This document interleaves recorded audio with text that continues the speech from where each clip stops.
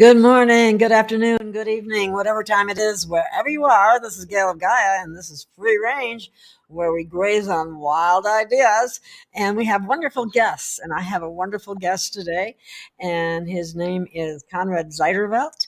And just before we get started, I've got one little thing that I would like to say, and that is, for all you people out there, listeners, we are a listener supported channel, and we certainly need your help.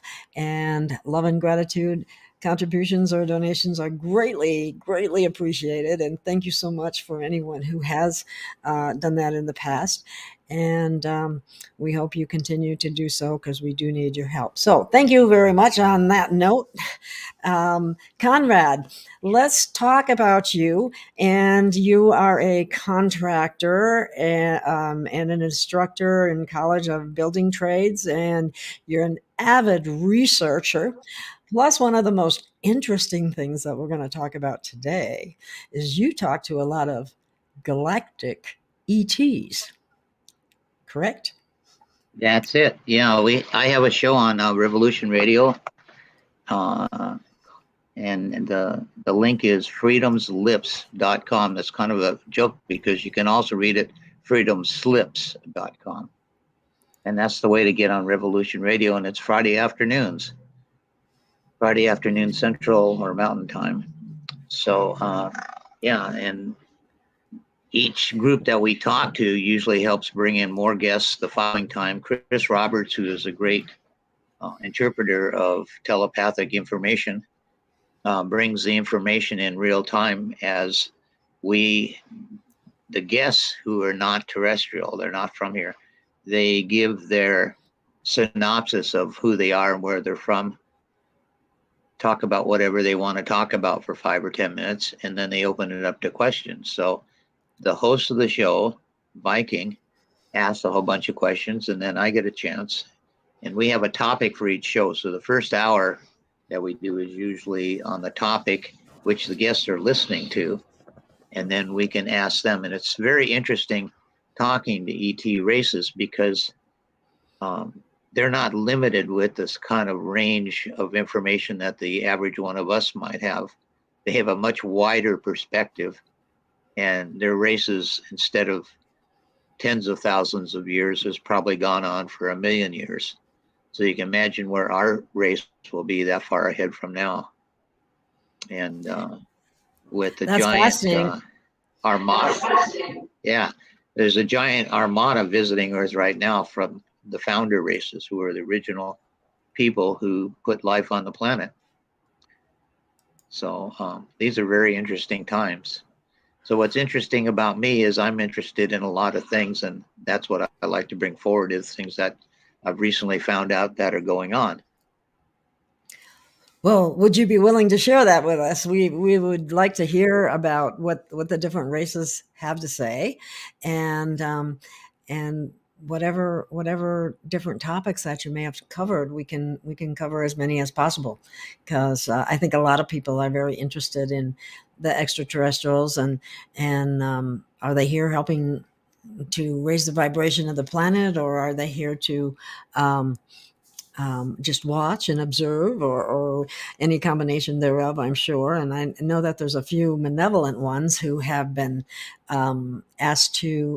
politely asked to leave, and if they don't, it won't be so polite after a while, as I understand it. Yeah, that's correct. There's been a war in space that they haven't really, they've tried to not share it with us as much as possible, because it meant going around and blotting up groups that were here and expelling other ones. And so that's already been won. That war has been won. And we're getting ready now to shift into the 5th dimension, which is a big part of what people that have come here are sharing that information with us, because they came here to watch that happen. But they're benevolent races, and we have free will. So if we ask for their help, they can give it. If we don't, they need to be hands off. So that's kind of well, I'm here to ask them for their help. on this radio station, no channel. And please do help us. We love to have your help, especially benevolent ones, only benevolent ones, as a matter of fact. Yeah, the information that they're revealing is also part and parcel of what's in the information that we're learning worldwide now. And we call it Earth, but a lot of them call it Terra or Gaia. And right now, as we speak, this is going on today. So as we go deeper down the rabbit hole, it gets actually simpler. On the top, you have organizations and peoples and networks moving around. But when you go a bit deeper or lower down the hole, you find a wider perspective of what's behind all the manipulations. And that perception comes from your state of consciousness. And perception becomes your behavior. And collective behavior is what we call human society. So we are at the last stretches of the ascension process right now, preparing for this moment when the planet will completely rise. And anybody who is inside the frequency of the fifth dimension, that means you're increasing your frequency and your perspective and you're wanting to know what's really happening, they will accompany Earth through this moment.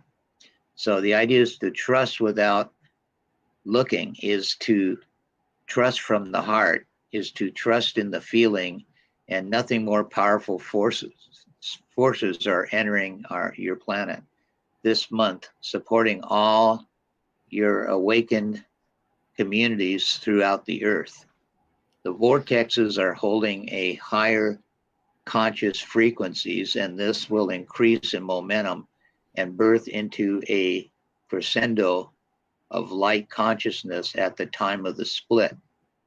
Now, we're not talking about someplace that's far off. A lot of these people are incarnated, but a lot of them aren't. And the ones that aren't don't have clocks. So they don't give you a date it's happening. But the ones that are giving us information say it's the junction of the new year, this shift into 2022. It'll be happening during this December. You will become one with the light consciousness of the Creator at that moment. You will take your unique places in the redefining of Earth's magnetic light as these shifts within the spirit occur. Within the split occur.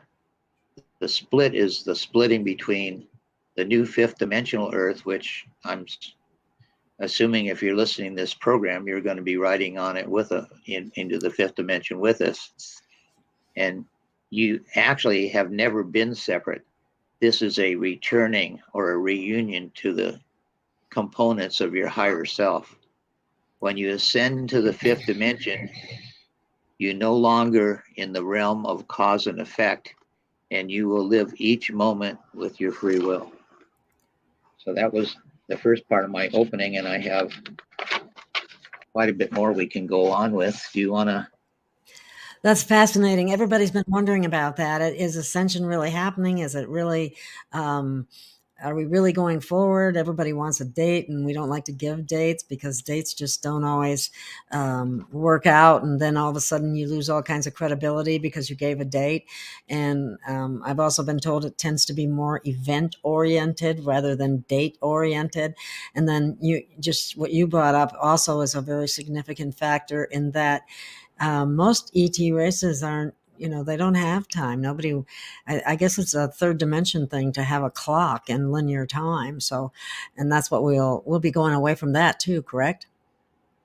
Well, yeah, if you think about it, time, dates, linear thinking is a compilation of the way the earth goes around the sun. That makes our year. We have 12 months. So that gives us linear progression. We number the days in a month. So we're very linear in our thinking because that gives us some context. And then, of course, the more you're into cosmology or knowing where the planet and alignments are, but it's to live on the earth and be linear, you're in a 1, 2, 3 momentum. However, as we shift into the fifth dimension, a lot of that time consciousness will decrease. So people believe they have free will over their lives and their actions and caused by free will. In fact, the so-called free will is based on decisions and thought which depend on their past. So your life is not running according to your wishes. It is running according to the past. People are generally not free in their decisions to take part in society. The majority of the decisions are influenced by parents, schools, governments, community, and pressure from mainstream media. There's a lot Finances. of people there's a lot of people I talk to. If they haven't seen it on TV, they won't believe it. I Oh, mean, I know, and I've had people laugh at me when they say that I got it on the internet. I'm going. So if you didn't get it from the mainstream news, which lies to you on a daily basis, then all of a sudden you don't have a reliable source.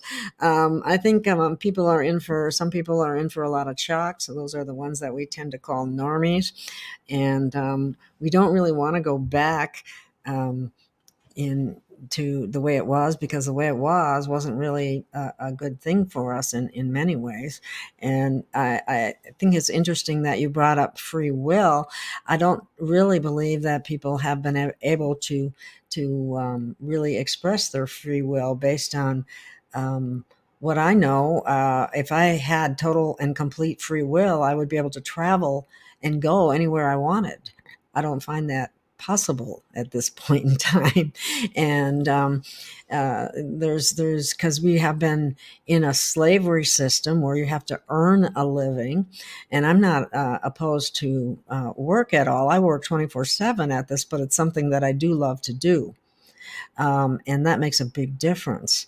And more people would be able to do what they love to do if we were in a situation where we didn't have to quote quote earn a living. And I don't know. Would you have anything to say to that? oh, absolutely. That would be a good topic to bring up a little later in the show. Um, Okay. but in the short capsule of that is, um, I've been here in this particular town, which is a lot warmer than it is up by the Canada border where I have property.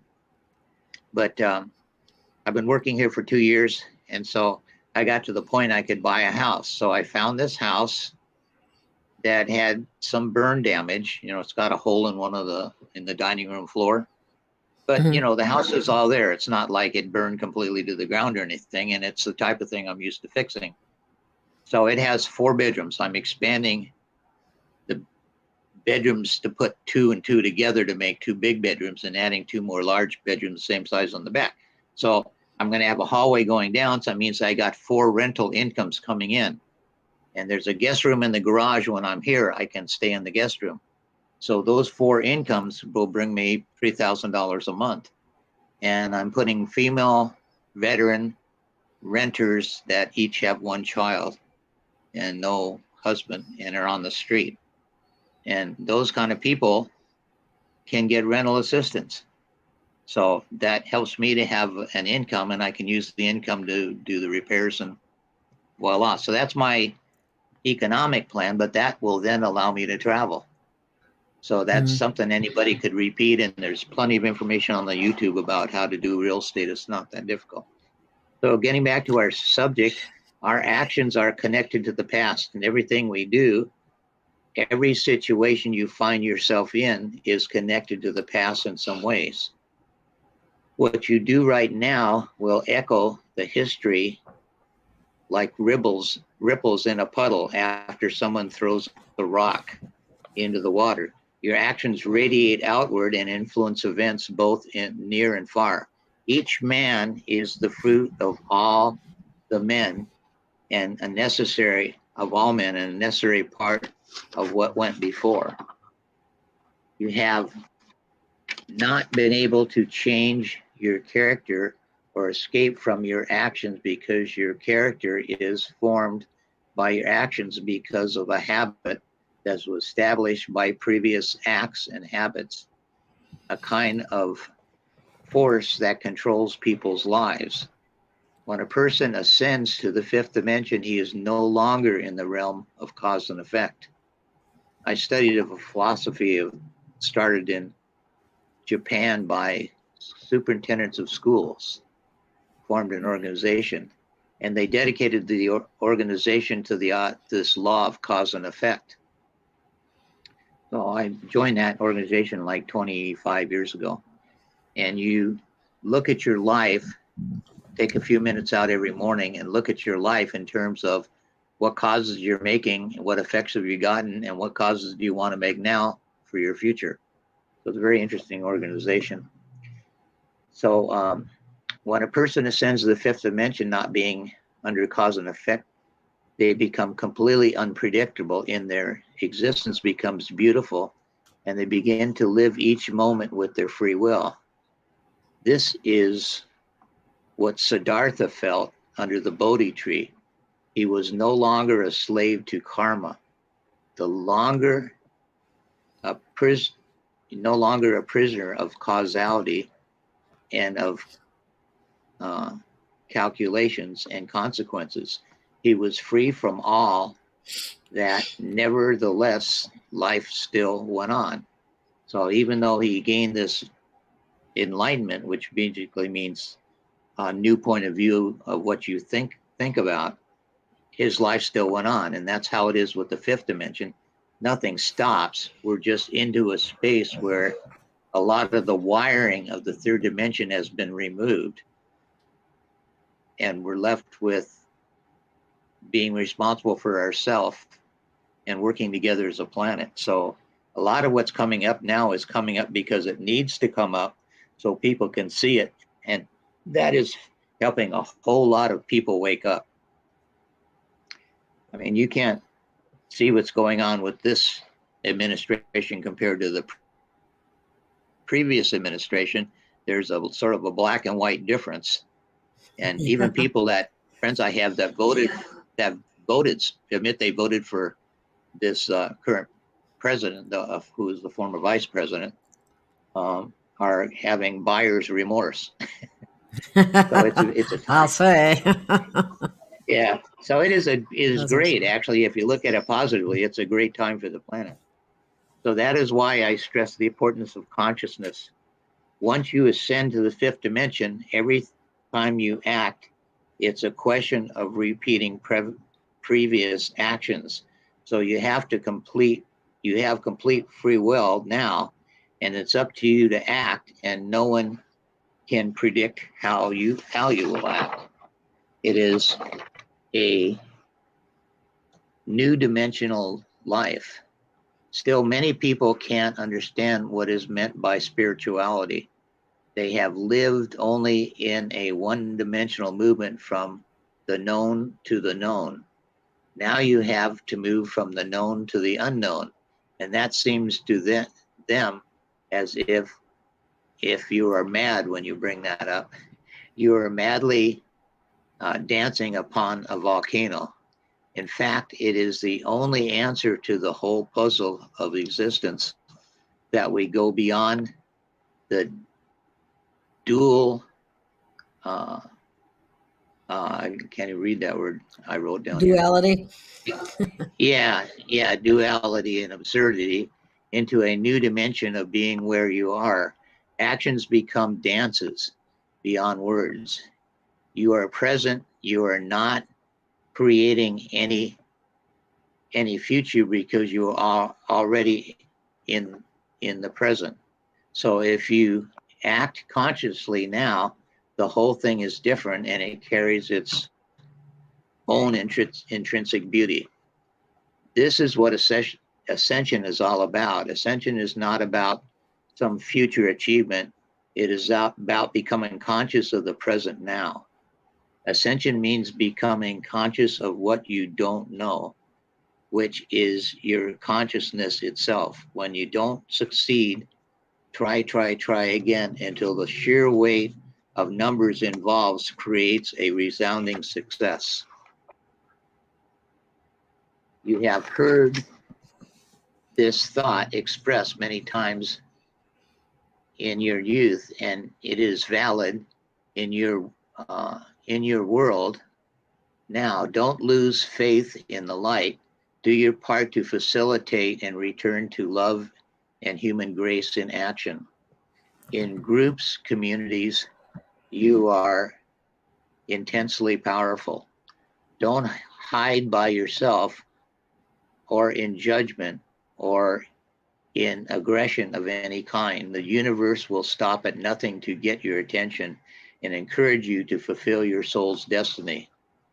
You may feel agitated, but you should know that all these catalysts are designed by your soul to bring you into a new level of evolution.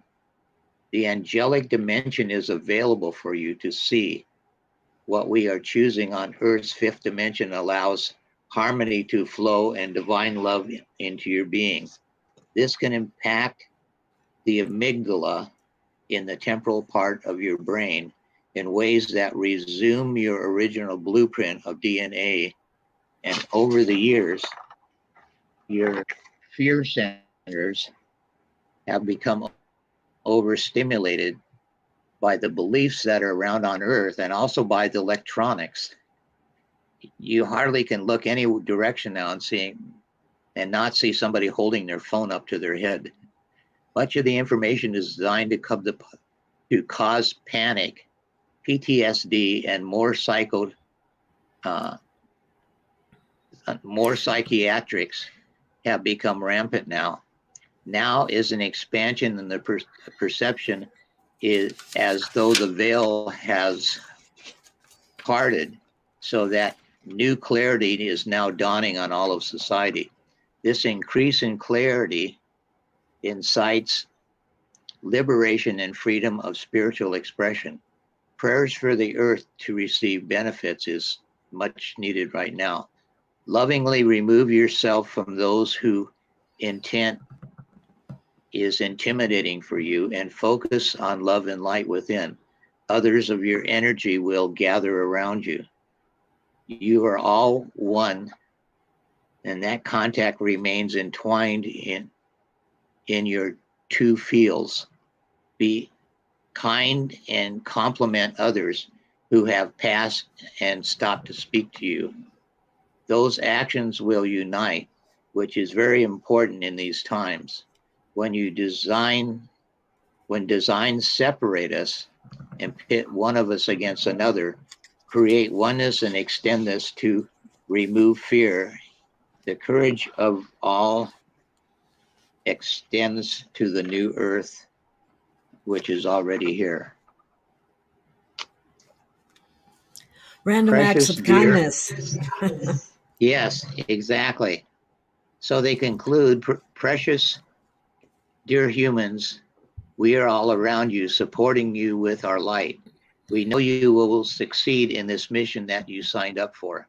It is a time of change of reality through the energy centers within you. As these perceptions hit the coding of your body like a caterpillar into a butterfly, you will continue to receive unlimited abundance in your life from what you have received in the fifth dimension. God, the creator, is present inside each of you at all times. And these are words from the Intergalactic Federation, the founders race who actually came here to see this planet. It's a race or an organization of 24 different races of race seeders, not raceful seeders, but 24 groups of people who see life around the universe. They started with Lyra, then moved out into the rest of the solar system. And those were lovely pictures. Thank you for that. Yeah, have a passion to spend your life. Is how they concluded. They believe in passion. Passion and picking something that you can relate to, that you like to do. Art, music, any endeavor that you resonate with. Don't stay at a job that you can't stand. Use that job to springboard into something else that you do like. And yes, I've seen that actually call people. I don't know why we have a bad echo right now. I don't know. I've got my I speakers turned way down, I so it's not asked for me. famous. Yeah, I turned mine down a little bit. There was a famous man in Japan called Daisaku Akedo, who's a philosopher. I once asked him, I think it was somebody that was sitting next to that asked him actually, what's the secret to being able to travel? You were mentioning travel. And he said, Mhm. oh, it's not very complicated. He turned around and stopped where he was walking and looked right at us and said, set a date and go. And everybody started cracking up. They're expecting this voluminous, a complicated answer, but really it's not any more complicated. So it's Well, amazing. I find it, if I wanted to make a trip to Tibet or to Africa or to one of those places of that nature, I could set a date, but I don't know how I'd pay for it. Oh I no, guess. it's I don't know. we could email and work that out. It's really not that difficult. I've been to Tibet and I've been to Africa. And I left New York and I went through all of the Spain, Portugal, Italy, Cyprus, Well, see, like all Israel. of those different places, I would love to be able to Yeah. have traveled more than I did, but I guess I don't know how to properly manifest those things because the financial block always seems to be in the way. Well, when I But researched that, I came up with thought, word, and deed. What comes out of your mouth becomes the truth. So when you say I wouldn't know how to do that, I don't know how I would finance that. I can't see myself doing it. that's Then exactly what what you're gonna happens, right? get, that's exactly what happens. So I do the Well, opposite. bummer. How do you get out of that? Well, okay, let's see. Well, I guess we've been kind Do of hardwired in certain areas in our subconscious, and that's like you were saying, um, repair and remodeling estimator. Yeah, Okay. everybody has a special book, and you expect it to be like a little book that was written on in the 1800s. That's their favorite book. Well, this is a book I use every day. It's called the National Repair and Remodeling Estimator, and it's basically the Bible of. And I use the 2013 one because the contractors in town use the 2022 one now, and their prices are a lot higher than me. So when I bid a job, I always get the job because I got the best price. Because I use a 7-year-old book. But it's so, and it says on the first page here, I wrote, I'm so happy and grateful that money comes to me in increasing quantities through multiple sources on a continuous basis. That's what it says on the top of my estimating book right here. I wrote that out. And then down a little farther, it says, I'm also grateful I have in my possession $1 million. Now, it isn't what you wrote, you can go to the corner of your room and pick it up and show to somebody. That's not what it's saying. It's saying that is my statement of the worth of what I do that I'm using to manifest whatever my goal is. So if my goal is to travel, it shouldn't take much longer than getting one house I need done. to start charging. I need to start charging for my videos. Well, one of the first thing I was listening to, I was trying to remember his name. He just does interviews. He's a younger man. He's about 45. Does great interview shows continually. Every week he puts out like 6 or 7 interview shows. But I put about 3 or 4 every week, yeah, and it's a there's no lot. It's a lot. compensation. It's a lot to do. It But is a lot of work. yeah. But anyway, what one of his guests that he had on just a couple of days so said, start charging more for your time. Whatever it is, you look at what you're charging and what you're doing for your work, whatever you're making videos, you need to get paid. I'm a contractor. I need to get paid, and Mm-hmm. I vastly shut down during this pandemic because I didn't want to keep going to strange houses where I didn't know if somebody was sick or not. So my income dropped right down to just a few dollars above my cost per month because I wasn't willing to take on jobs in a pandemic. Mm-hmm. So now Well, I'm not willing to wear, one of these I just things or got, do this, but I'm not sure why we're getting an yeah. echo, but Well, you were telling me you have several options, so you have to look at your options and see what you want to do. yeah. So it's Well, I I like to always be able expected to if we ever think. did get contacted by ETs.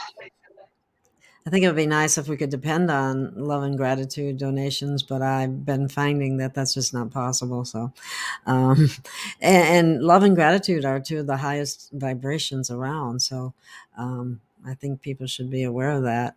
Yeah, gratitude's a real winner. Oh, Yeah. definitely. And I'm here to say I'm very grateful for the people that have contributed to the show and my efforts. All And right. but anyway, I don't want to dwell on that. But I think we've been kind of hardwired into fear, and and it's in our subconscious. And regardless of what kind of fear it is, um, and getting out of that hardwire mode is challenging. But that's where people go inside themselves and find a way to transmute that and get past it and know that the I universe think a lot of it provides. is picking a plan and moving.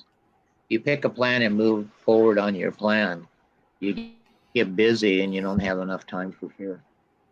You Yeah. have less fear if you're busy doing stuff that's especially things that bring you income. So I think Mhm. that's the Well, that's I the just goal. have some issues And with that I because I kind don't. Oh, a lot of echo again. Where's the echo coming from? I don't know. Hello. Yeah, I'm right here. Anyway. It's I have my coming from speakers his turned down as system. far as I can get. When you talk, there's a delay between you and him, and then that gets sent back to you, and that's why you hear a delay. Oh, okay. So so every time you switch from one person talking to another person talking, there's an echo there until the echo cancellation can catch up. We haven't had that problem in the past, though. Why is it happening now? There is a significant delay between you and him, and I'm not sure if normally there's a significant delay.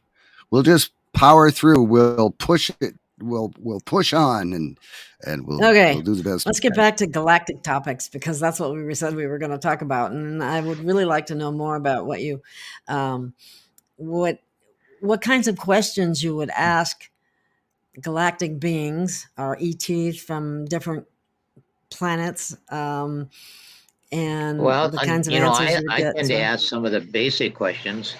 Viking on my show usually asks some much more complicated questions. It gets more complicated answers, but I always like to know, how do they get around? The one group mentioned that they'd come from Japan to the United States, and now they've been staying in the United States. And so I want to know right away, what they take an airplane? How'd they get from there to here?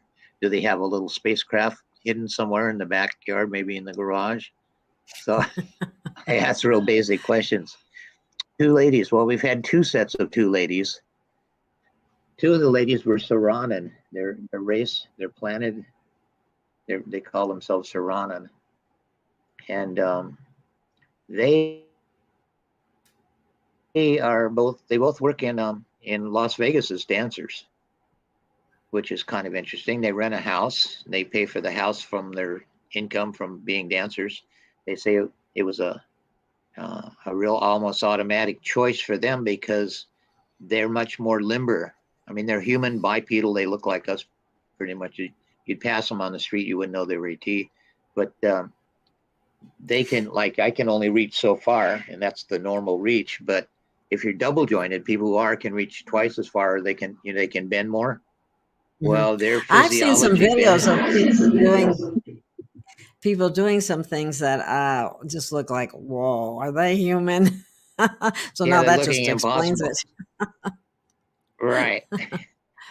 So anyway, they're quite happy, and they were talking about being here. They're also doing some research on Earth for their race, And then another group of two sisters live in a spacecraft which is parked up on the top of a flat mountain, one of those peaks, tabletop mountains, in a place that's not too easy to get to. And sitting right on the top of it, you can't see the top of it, and it's not something you would climb or there's a road by. So they just park there, and then when they want to go someplace else, they just scoot along to where they want to go, and they park their craft someplace where they can put it just out of our dimension so people wouldn't see it. Anyway, that's the way they explained it. So I would have expected, when you talk to different groups on the earth, they all have different religions, and the different religions have different theories. And some of the religions don't seem to get along with other religions. But to a person, the kind service to other ETs don't seem to have any religion. That's what I was just going to ask you. But you just answered my question. Yeah, they have an awareness of the creator. The creator being defined as all there is, And so Source. The creator's experience a lot is experiencing what we're doing. They experience our lives, and no, they don't peer at us during private moments. Not that I was that worried, but well, that does come to mind. So no, they wouldn't be, if you're a family person, they wouldn't be prying. But they are sincerely and generally interested in us, our family, our children. And there's whole races now of children being born, a lot in the Middle East. But they don't recognize themselves as, oh, I'm born into an Arab country, so I'm an Arab. Or if I was born into an Israeli country, so I'm a child of Israel. They don't have that concept, much to the consternation of their parents, who would rather they did. But that is this new group of children that's been coming in for the past 20 years. Doesn't have that, and that's going to solve the problem in the Middle East, where everybody tries to go by religion. That's interesting, because there was some other guest, and I can't remember who it was right now, that was talking about that very thing, that the children weren't identifying with a particular area or a particular religion. They were just there. And I don't think they have borders in space to speak of. Maybe there's territories and so on. I'm not sure. I'm no expert on that, but until I've been there. Yeah, they get along quite well.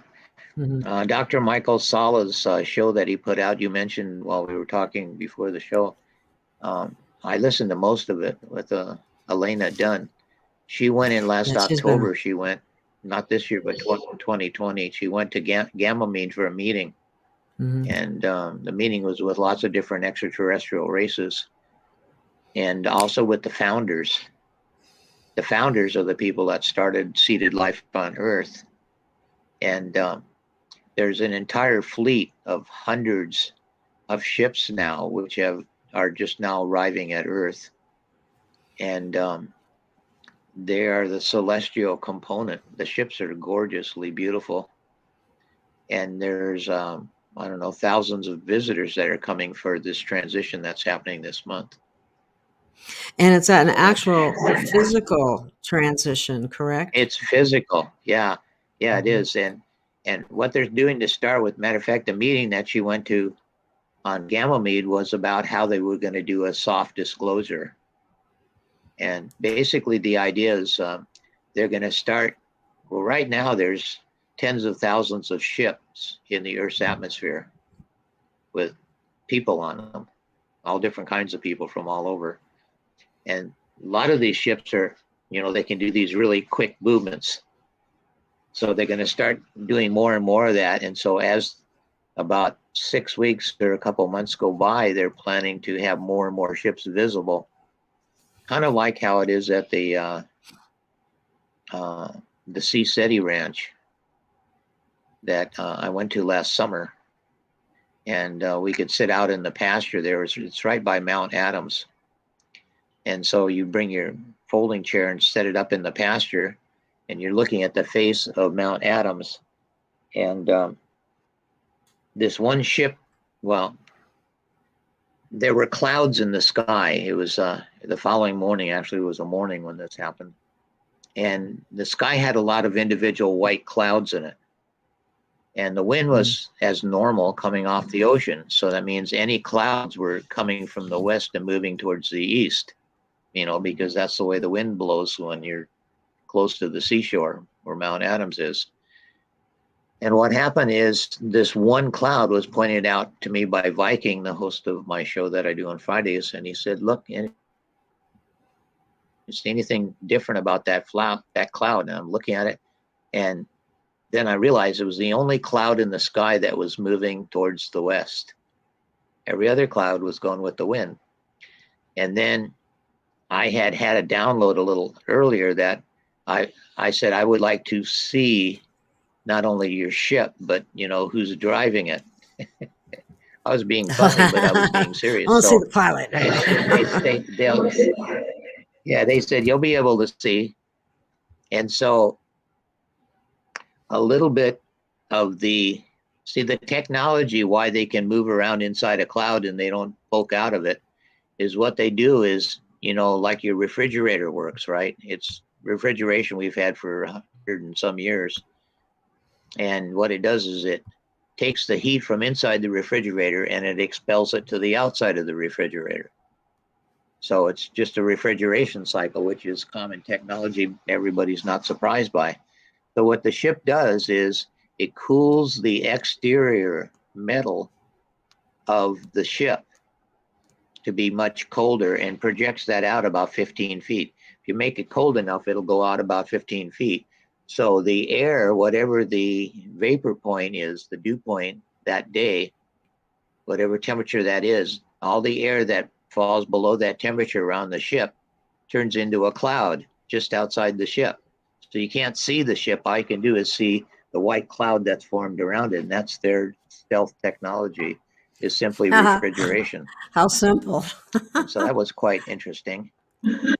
And I got What a races glimpse, were and these? It's Octurian. It was an Octurian battleship. It was 3.5 miles long. Whoa. That's big. Yeah, it is. If you saw something 3.5 miles going down the freeway, that would be big. Yes. But it was would be big. about maybe 800 or 900 feet, 800 or 900 feet above us. But Octurian, huh? Everybody, all these ET races seem to be they're all interesting. The interviews are all interesting, but they have this general tone of not being preachy or demanding. And almost every question you ask them, they find a way to answer it that's very positive and gives you the information you want straightforward without a lot of, you don't get the feeling that somebody's pulling your leg, you know what I mean? Like a lot of people today, if you watch the mainstream media, you'll see people, right? About 4:00 in the morning, the narrative goes out for the day. And then every station that's a part of the mainstream media repeats the same narrative. Mockingbird Media, hence the name. Becomes rather obvious. Yeah. So I understand that that's basically going away over the next months. Yeah, the mainstream media needs to be terminated. Yeah, it's been lying to the people way too long. So and plus it is also there's patents within it that have mind control and programming that actually get into people's subconscious that they're not even aware of, and it's not for their benefit. Right. Trump released 6,000 patents, or patents as the English say. So they're all in the public domain right now. So you can use any of that technology and read the patent to get the technology. Where would people find that? In the United States Patent Patents office? Office, that's online, Okay. and Oh, okay. they're all categorized by what type of technology is. Mhm. So if you see a title that's interesting, you can just pull up the patent and read it. So if I wanted to look up It's another teleportation, area to research. Yeah, yep, there'll be a patents on it. And now once it's patented, then they have to pay the person or get permission to use the technology. It's I not thought supposed this to was be to let people steal the technology. I thought this was going to be all Well, the free. patent office now is, well, it is now, but it wasn't. It used to be before the internet, you had to physically go to Washington, D.C., which I did when I was graduating high school, or actually the summer before. I went to Washington, D.C., and then to New York.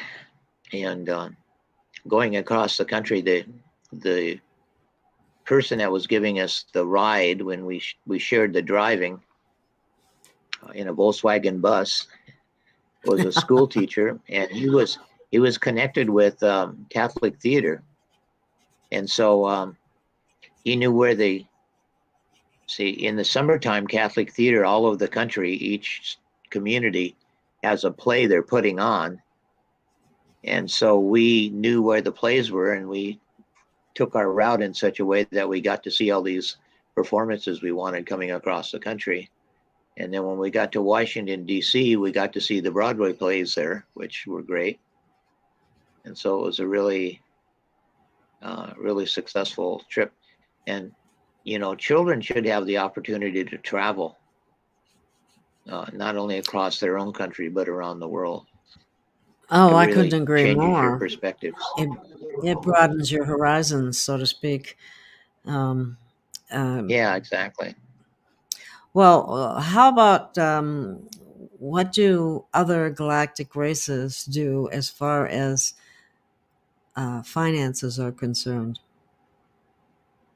Well, in space, money isn't really used. They don't have I a didn't think monetary so. system.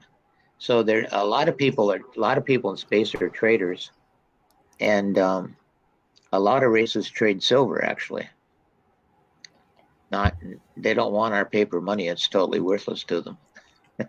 Huh. Well, So we may be having a burning I would fire think it at would some get, point yeah, where we you burn would think the if fiat money. they're yeah, if they're trading with silver, I would think their ship would get progressively more heavy as they went from planet to planet. Well, except for the fact that they motor around where there isn't any gravity. The only gravity that exists is the artificial gravity in the ship. Yeah, and the momentum of the ship to get it slowed down or speeded up. I've read several patents and explanations of anti-gravity technology, and I understand it on a superficial level, but it's I'm still working on that one. They also fold space in front of their ship. There's a jump gate that's off of Ceres. Ceres is kind of the largest moon in the asteroid belt. But You as our mean Horizon space probe went by it a couple years ago, it flew by. One of the craters has, you can see it if you look at it in a telescope from the Earth. It's got a couple of real bright spots over craters.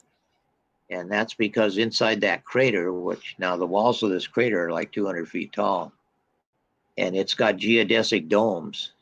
And the lights come from the street lights and the lights of the structures inside the geodesic dome. And it was a dead giveaway as the Horizon spacecraft flew by. When it got to the point where the sun was setting over the side they were leaving, the sun was below, the shadow was, sunlight was above the 200-foot crater, but the geodesic domes weren't. So the sun couldn't have been lighting the NASA said it was white sand in the crater and the sun was reflecting off of it. But once NASA the sun was lies. setting, exactly.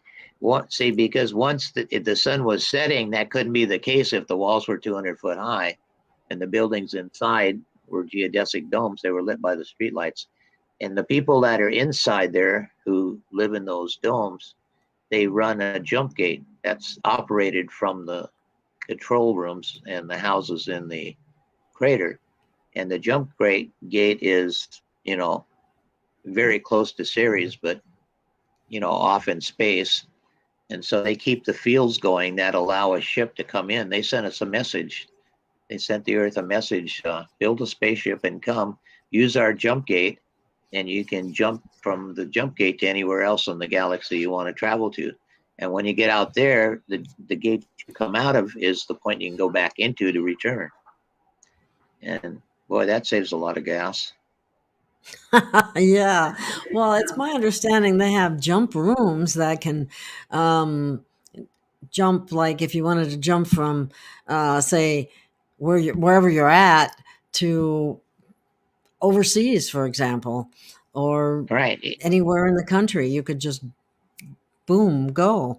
Now that would be awesome. But that's a technology that I think Yeah. is supposed to be available that in that, maybe in that patent office, that has been suppressed and kept from people because of all the different industries, like planes and trains and cars. And I mean, if you had a bunch of jump rooms all over the place, what would you need all that for? Yeah, that technology was put together by TRW, which is a company in El Segundo, California, Redondo Beach, right in there. Mm-hmm. It's kind of by LA Airport would be a good way to locate it. And so the first people to use it was one person that worked there, and his son went through the jump gate, and they came out in the year 1837, and they were in the audience to listen to the Gettysburg Address. And then they came back. Oh, well, that was quite the trip. Oh, who was that? But Passaggio or something like that, or was that someone else?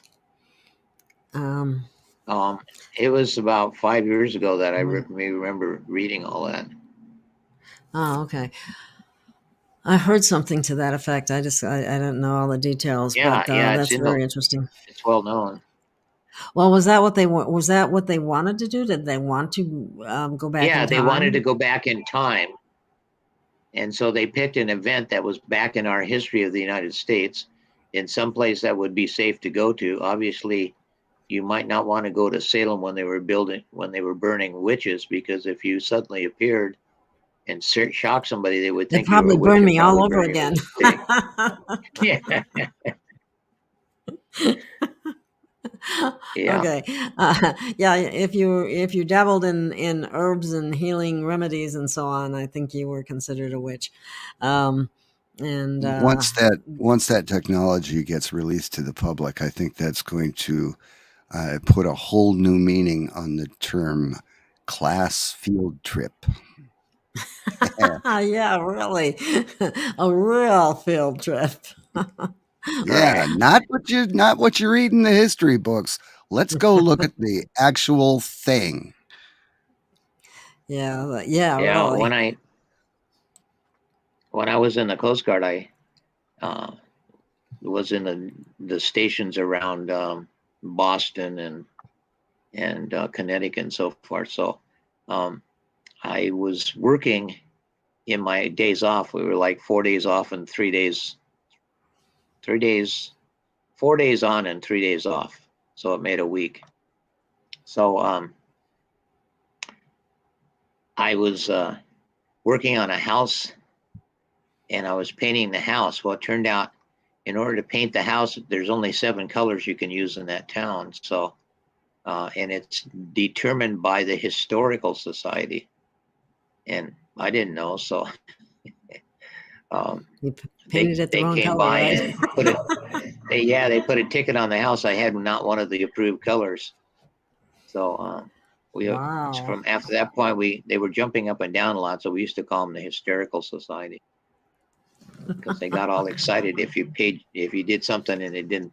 The whole town, all the houses look like they could be 150 years old. You know, I mean, they're well kept, but they're all in the style of that era of building, clapboards and I mean, the whole town looks nice, but Interesting. Well, what are some of the other things that you learned about galactic races in your interviews? Anything that really stands out? basically, yeah. I mean, they have a much wider perspective than we do, I think, is the main characteristic. Is that kind of like And saying we're narrow-minded? No, it's kind of like the saying they're looking down from a higher viewpoint when they come visit. Mm-hmm. Plus, each race is different and has, it maybe a certain art and music in their culture, and that's what they specialize on as a species or as a planet. And there's quite a few that live in space. They don't have a planet. We've interviewed some that have already, their planet got blown up. And so now their race is living in space on ships and traveling. They can do some pretty miraculous things on those ships, from what I understand. Like I mean, it looks like it's it looks real. I mean, or it is real to them, I'm sure. But the ships are huge, and they have like just about everything you would have on Earth. Is that true? Yeah, actually, we have 4 aircraft carriers that don't go in the water. No, I think there's 6, but each one has 4 scout ships. There's 4 doors on the side, and they travel in space. And when they're made in Idaho and Montana, and they're manufacturing a facility that's inside of a mountain, basically, and there was a large door constructed. So when the ship is all ready to go, the door opens, and they probably timed that so there's no visitors, there's no roads there. So the ship comes out, and when it gets clearance, it hovers for a couple hours getting ready, making sure everything is running okay. And then the door closes and they get clearance, and it just goes boop, and it's gone. And this is like a huge vessel with 4 smaller shuttlecraft, 2 on each side. Because when they get to another planet or wherever they're going, they might not want to land, depending on what's growing there, but they might want to go down with a shuttlecraft. So Gene Roddenberry got a lot of information. He got the template for Star Trek from the Founders, and the Founders is the race that's coming back to visit Earth now. Is that the race Alana was talking about? Yeah. Uh-huh. Okay. Yeah, it's on yeah, I could post it in the chat. It's all you have to do is go Michael Sala's Exopolitist site, and it's the one that was just posted today with Elena Denan. Yeah, I didn't get to see it all. I saw a little bit of it, but I didn't see most of it. And yeah, I saw a little bit more of it while you were having something to eat. Yeah, she was great. She's had the privilege of seeing a lot of things through her Pleiadian. Yeah, and her education keeps continuing because, yeah, Val Thor, I think, is her contact up there. He keeps beaming her up and giving her more information. And then this one time she was talking about, she went to Ganymede, which is a moon of Jupiter, and Jupiter looks amazingly large from Ganymede because it's such, Ganymede is just a little smaller than our moon, but Jupiter is so huge comparatively, and the moon is so close that it takes up a huge part of its sky. And then in the sky, if you look off to one side, there's a little tiny red dot in the sky, and that's Earth. Hmm. You know, from there, if they look at it with a telescope, it would look blue, but at that distance, I guess it looks red. We You know, look red. it just something just came to mind about size. You know, they've been trying to project onto people the belief that the Earth is overpopulated, which gives them the authority, the controllers who are no longer controllers, but gives them the authority to reduce the population in whatever manner they see fit, and but if I understand things correctly, if Gaia chose to expand her size, that would never be an issue anyway. Like as the Right, population and expanded, she would expand with the population because right. And if we're so. splitting into the fifth dimension, we're splitting away from the third dimension and into the fifth dimension. And Are so we bypassing the fourth? well, the fourth is a transitionary. For the past couple years, those people that are transitioning or have been in the fourth dimension.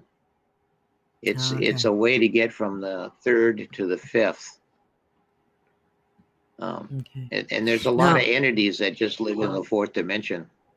There's a lot of ghosts and people that are lingering and didn't move over to the other side completely. That all happens in the fourth dimension. But it's not like a permanent dimension for incarnated people. Yeah, we it's a can move transitional through it as dimension. we raise our vibrations.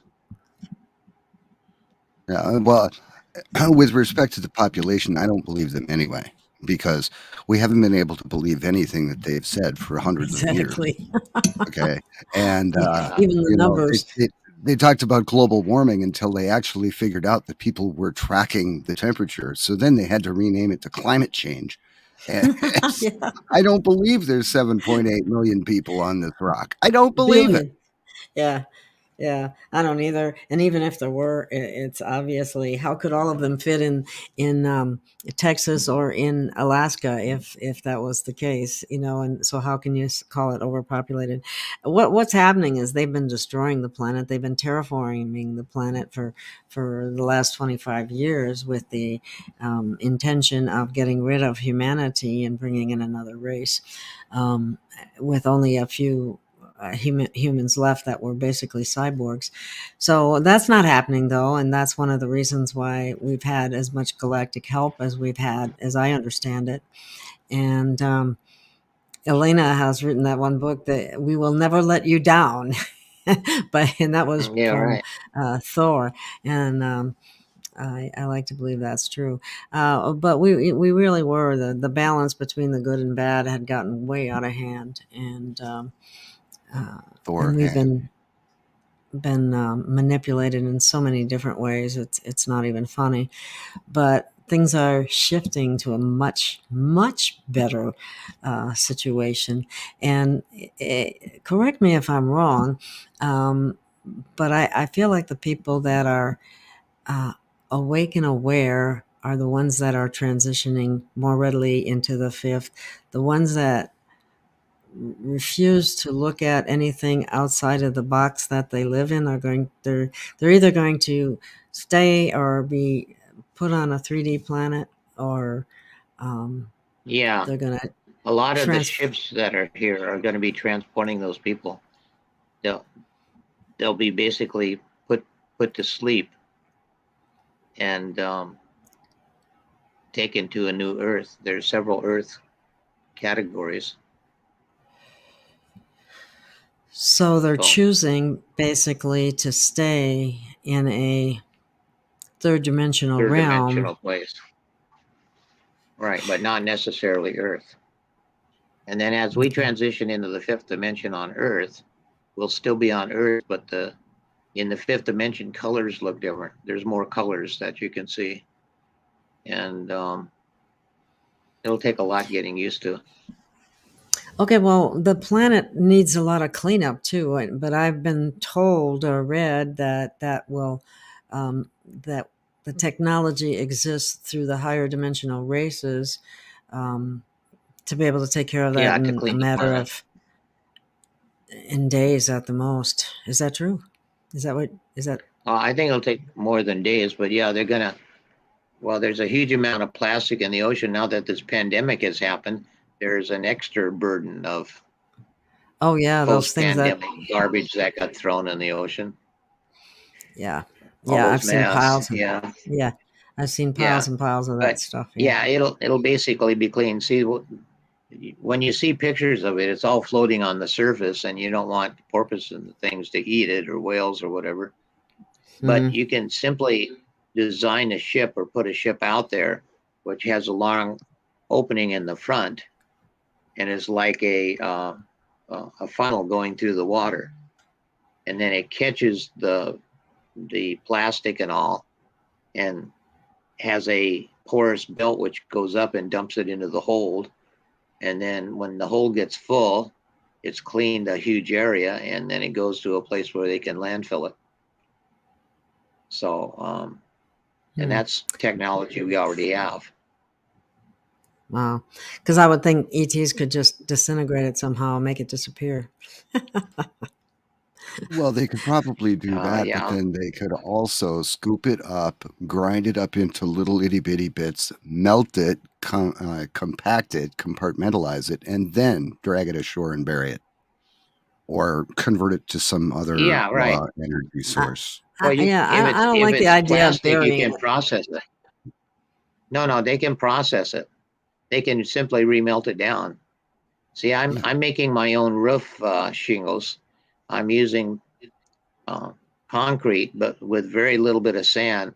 And if you ever try to take a styrofoam cup and grind, and just keep messing with it until it's all little white pieces, Mm-hmm. it just turns into little things about the size of pencil leads if you just take a cup and grind it. So Mm-hmm. there Yeah, you can it's buy aircrete. huge bags for very little. Yeah, and you Oh, make you make very lightweight concrete. So I'm making a facade that goes around the house that I'm going to be renting, so it looks like pictures of an Italian villa.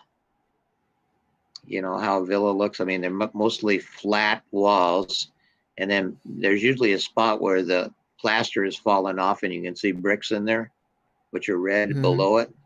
And then they have kind of rough-looking wooden shutters around their windows, and their doors look like they're put together by boards. Mm-hmm. So when I'm not building, I do movie sets or theatrical sets. I worked on one of those sets that Biden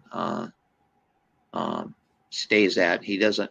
When you see him in the Oval Office, he's not actually in the White House. He's on a set in Virginia, not too far from Washington D.C. Castle Rock. But anyway, when I look at it, I can tell the difference between his set and the White House Oh, so can we. itself is Paul basically and I had done a closed. show on that in the past. Yeah, The fake inauguration in and the fake movie set. Yeah. yeah, exactly. And there's about five around. There's one in Dallas. There's one out in LA, of course, in Hollywood. There's Mm-hmm. one in the Southeast, another one in Florida. So they're kind of handy, I guess, if you wanted to film something and you didn't want to fly halfway across the country, you could just use the movie set. But Yeah. Well, one of the working on biggest shames, movies, I think. they're what? I was just going to bring up the concept of, as far as building and construction goes, is we were prohibited from using hemp products through the different, things that went on with the history of cannabis. And that's something that was very nefarious because it could have been used in so many different industries. It makes stronger textiles, stronger sails All right. and ropes and all those things. But once they Mm-hmm. started their campaign against reefer madness in order to boost their own industries, which are much less ecologically sound. Um, because there's so many benefits to hemp, and bamboo is another one too. Those two products are plants Yeah. are Well, amazing. there are in Austin. There's houses being built in Austin, Texas, which are made out of hempcrete, which Are is they using really? the Oh hemp wow, fibers. that's awesome. Yeah, Yeah, yeah, and and they're they're big blocks, resist but they're very lightweight, and they resist and everything. And they're like R40 insulation. yeah, they That's like resist bacteria and mold and all that stuff. Yeah. yeah.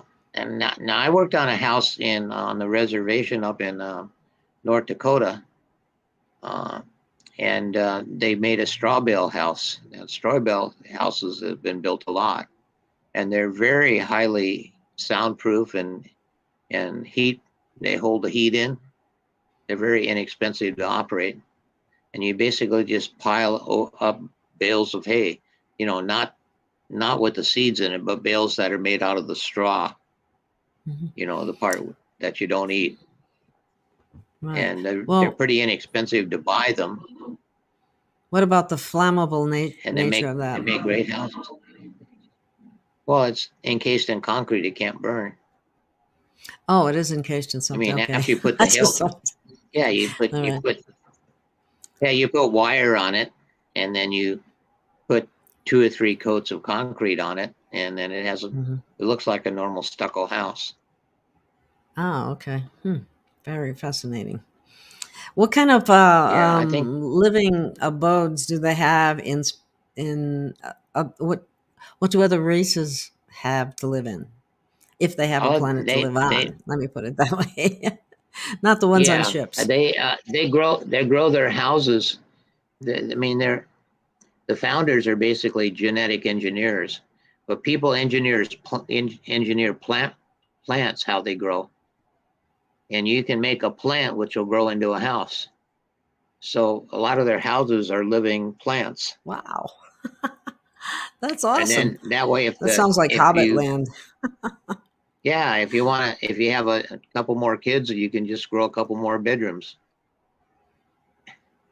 And That's there's fascinating. no I would love to monetary. see all that. I look forward to being able to see some of these things. Well, I think it's not going to be too much in our future till we can travel out and look at a lot of this stuff. And of course, movie making isn't a science that only happens on the Earth. So I'm sure a lot of video information from other planets going to start coming. We're just waiting on disclosure, and what this meeting on Gamma mean was about affecting disclosure. Because if you wait for the government to do it, it's never going to happen. And that's for sure. We've The been waiting government for works what against 25 humanity. years for this. Yeah, we've been waiting since Roswell for disclosure, and you know Well, I they're guess never going to land. You they need them must to land be on the White House lawn, right? exactly. That's people have talked about that happening. I wish they would do it. I really do. And have some of the ETs they would never expect come walking out. If Yeah. you know who I mean. Well, that's what's basically this disclosure is planned. It's basically planned to happen in 2022, during the first part of 2022. So I don't think we have long to wait. I I sure mean, hope I've that's always true. maintained that they should land. I've always maintained that the best thing they could do is land in Safeway parking lots. I mean, how You generic mean is all that, right? around? Yeah, all around And different then places. Yeah. you would get in line, and you could go in the front door and go through the ship, talk to people inside there, ask questions, and come out the other door. Mhm. I they've put out information that the ET races are afraid of humanity because they're afraid they're going to go pull out their shotgun, or something like that, which is insane. I mean, as advanced as No, those races are, I think they would have it control over that no, anyway. they have technology which they're too nice to use on us. But the paltry things that we could do compared to the advanced level What they that could they do is have. nothing. Yeah, yeah. Yeah. So they could Well, stop I'm something like totally that in its expecting. tracks. Yeah. Well, we have some technology. I just have the feeling in my bones. I can't remember if I saw a program or whatever, but I just really feel like the rods of God, which are basically inert, um, exotic metals that are basically just a big long solid pipe. And what they do is they take it up to the edge of space, and it's used as a weapon because they can accelerate it down. I mean, if you let go of something like that, it would fall down to the earth and probably make a 2-foot hole when it hit or whatever. But if you accelerate it down by putting a rocket on it and just keep accelerating until it hit, you can pick any spot on Earth and obliterate it with the force, because the impact that it creates is the mass of the object times the speed it's going. So from a big height, you can really accelerate it down. It doesn't have to be very huge. And Well, I so heard they were going to use the what? rods of God, On the so to Three speak, Gorges Dam. and a Yeah, number on the of Three other Gorges Dam. satanic buildings as well. Yeah. Yeah. See, yeah, I mean, my mind comes up with plans like that, but my heart isn't there. I don't want to see What about the anybody loss of life? That's the suffer. problem. Yeah. Yeah, because there's so many people south of the dam. Cities. Exactly. Well, right in Hunan, it's a city like San Francisco. It's huge, and then China is like, that's the Yangtze River. So every town then goes down to the next town, a huge number of people, then goes to the next town. So the last thing you'd want to do is cause any problem with any of the dams there. And the largest one there is the Three Gorges Dam. Yeah. And it It's has unfortunate. major cracks in the dam. It's I mean, unfortunate that they can't take it down without causing, like somehow maybe removing all the innocent people that would suffer as a result of it. I don't yeah, know. but if you look at the topography of anywhere in China, it's just amazing amounts of people who are always down river from something else. You know, I mean,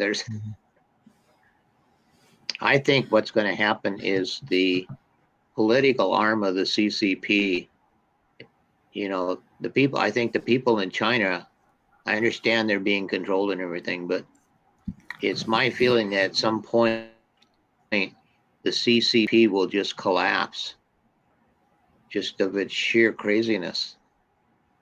Because when that virus was released, it was released because the CCC people were there helping to run the lab.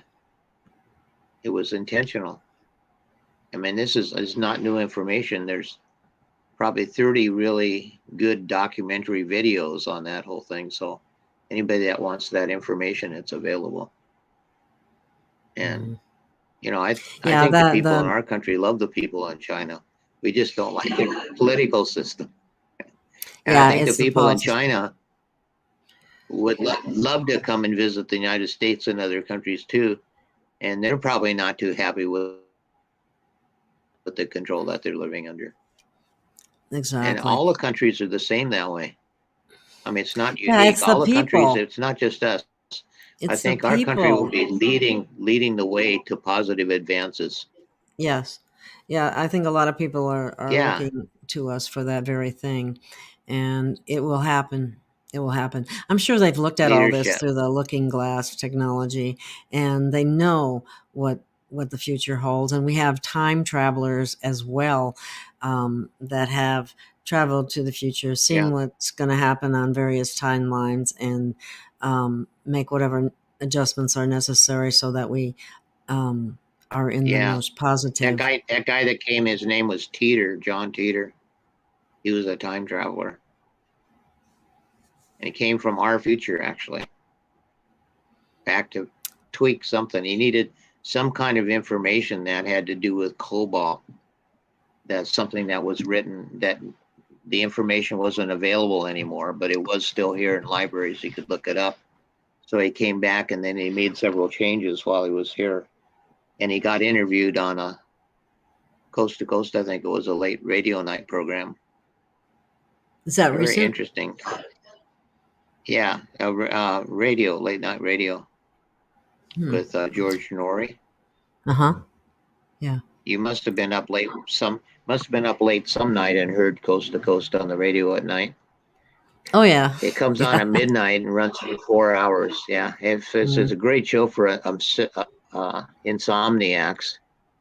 You can put it on. And I have some nights like what that. I do is, yeah, I listen to KHVH, which is the Honolulu station, because see, they're 4 hours later. So what happens is they play the show when it starts, and then they play the same show right over again as soon as the 4 hours is up, because they're shifting the show later because, 4 hours, it starts at 8 p.m. Well, the kids are still up at 8 p.m. So they shift the show.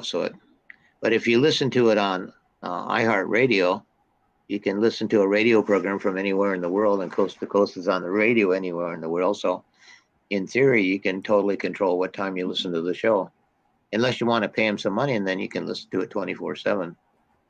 But I'm on the computer researching so much. Yeah, you get all their archives. I'm on the radio so much that they have a good television show which runs too. It's very interesting. Wow. Most of my research is what's currently going on. Well, and you know that he was really a time traveler. You know he was actually a time traveler because Wikipedia says John Teeter is a pseudonym used on several bulletin boards during 2000 and 2001 by a poster claiming to be an American military time traveler from 2036. If Wikipedia is saying it's not true, you know it's gotta be fact. I know. It's true. Well, something else I failed to mention when we were talking about Ganymede and Elena Danaan, she was saying that on this most recent video before, I didn't get to hear it all, but about how there were it looked like American soldiers of let's see, there were the regular camouflage uniform, which would probably be the Army, and then there were also the blue, which I would venture to guess might be the Air think Force. The blue is the secret space program. Okay. The Navy's program. It's now called the Space Corps. It's called the Space Corps. It's yet another branch of the military now, and it governs comings and goings in space. But the United States Navy has been coming and going in space for the last 30 years. For a long time. People are going to be so shocked about some of this stuff. We've just been kept in the dark for so long. And so unless you've done some heavy duty research and paid a lot of attention, because there's a lot of information out there that you can get on the internet, and people I guess some people just think it's not true because it's on the internet. When it's just the opposite. It's not true when it's on the TV. But, that's not to say there's nothing on the internet that's not true, because, there's also bad information there too. But when you start seeing things from several different sources and they're saying the same thing, it's just like I like to think if I've heard or read something at least three times, three different sources, it must be credible. Usually. Yeah, I think ET craft coming down and landing in public locations for to be on display will help a lot. And the transition into that, I think, is going to be seeing a lot more in the skies, going slower and making it more obvious. Mm-hmm. I understand that it's a concern you've seen a couple hundred. A concern of some ETs that people would decide to try to worship them, which would be a big mistake. Yeah, I think we've gone past that point now. I hope so. They say that any technology that you don't understand to people will look like magic.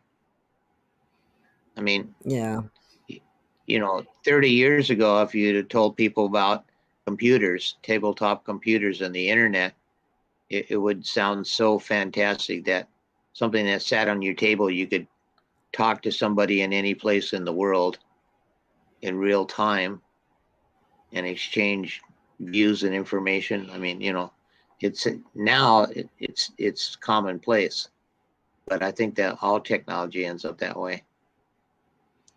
True, true. And if once the vibration gets high enough, and once more of our DNA is activated,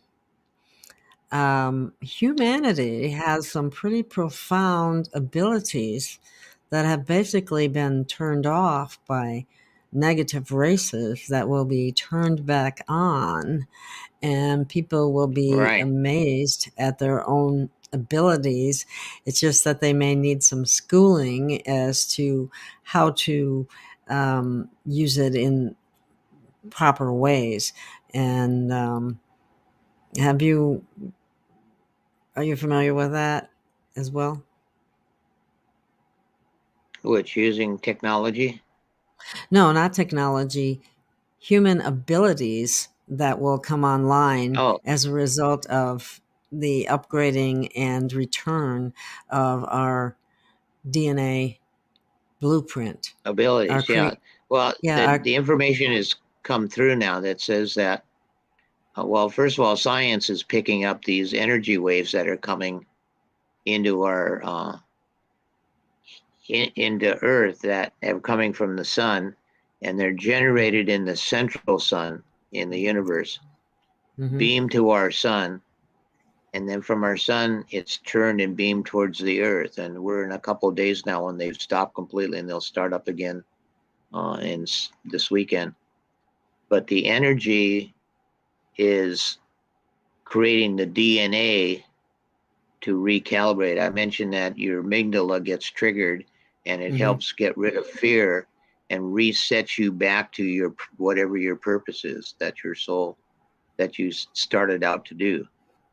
So the med beds are coming out in February and March, medical beds that you lay on.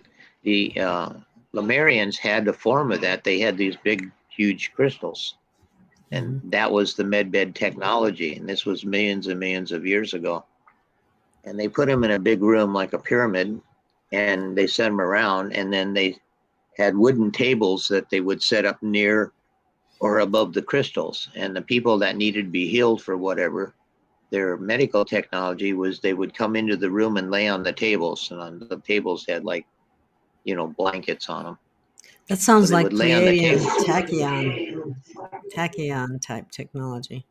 Yeah, it's not an unknown technology, and it was displayed in South Dakota, the prototype, and a lot of people several hundred people got to use it and were vastly improved whatever their disease condition was. And the AMA, of course, got wind of it, and so they wanted to confiscate it. The AMA and other groups have confiscated a lot of technology over the years and They're going to hid have it to be away. put down But actually, or out, I should say. Cryon is saying that the economic institutions like power companies who generate electrical power and sell it to the public will actually be the companies that see the writing on the wall, and they will finance this technology to come out of free power, even though you would think it would be contradict their plan. They'll be the ones that finance it, and it's the same with the med beds. So people would come in and lay on the med beds, which the wooden tables that they were laying on wouldn't stop the frequencies from the crystals come through, and it would heal the people that had whatever disease needed to be dealt with. The new med beds can regrow an arm, for instance, if somebody's lost their arm, like in a military situation or workplace accident or whatever. Accident, yeah. And not only see your DNA, when you were a baby, your DNA made your body, including the arm. So the information and code is in there to grow another arm. So the medbed allows you to grow the other arm, And then on succeeding visit, it allows you to grow it in increased size. Say if you're 25 years old, you wouldn't want the arm of a baby.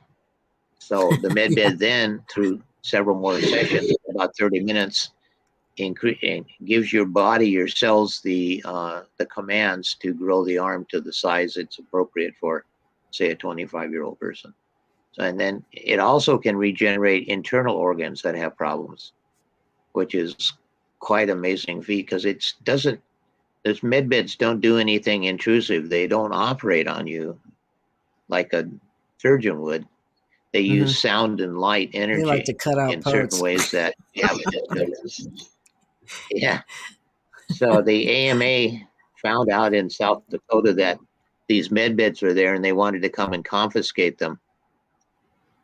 So they rushed into the hospital through the different entries into the hospital to seize the technology of the med bed. But luckily, the med beds were actually out in the back parking lot. They went past the blood mobile that was parked out there, never suspecting. I mean, why would you go raid a blood mobile because you know what's in it? But what was in it was the med beds.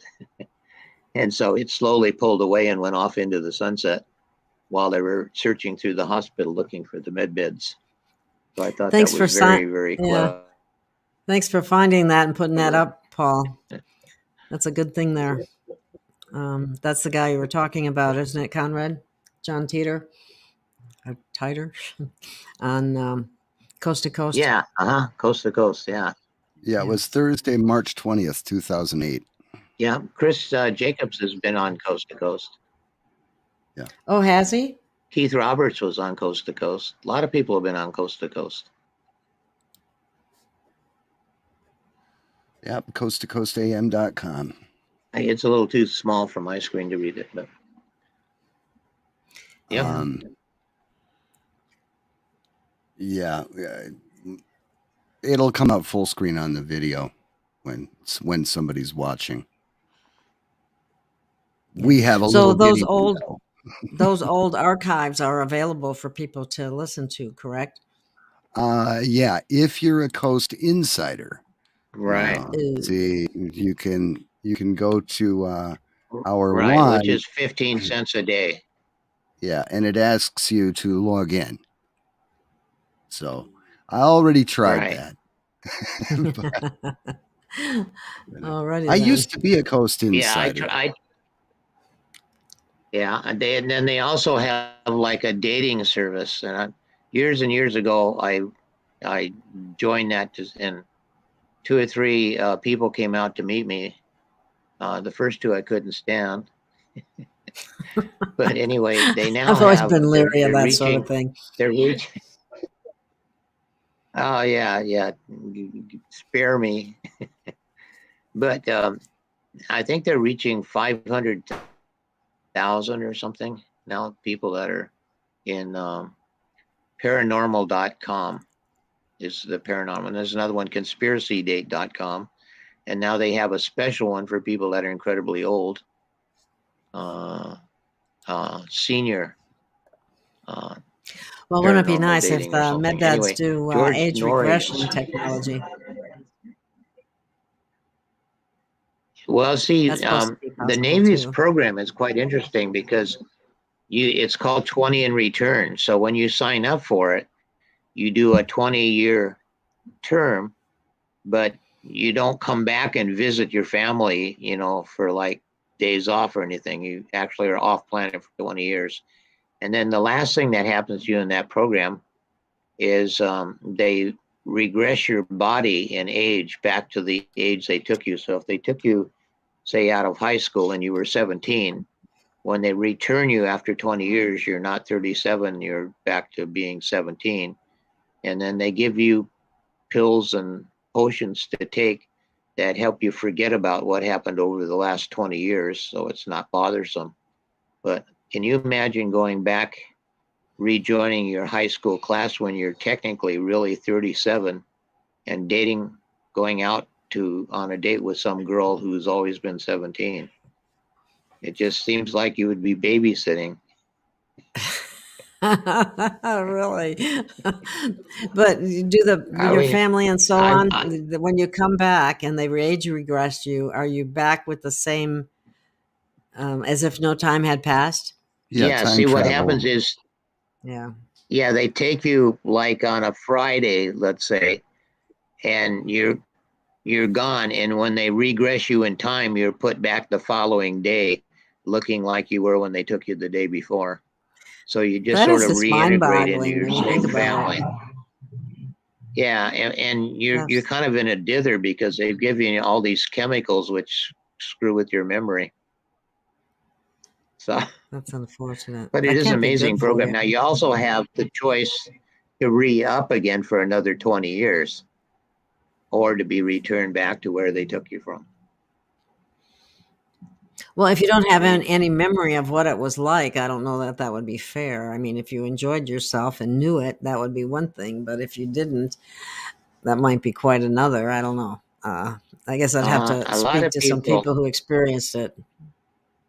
yeah, well, there's several people that have been in the program and then have gone on to talk about afterwards Messed who up people. regain their memory or they use hypnosis to regain their memory.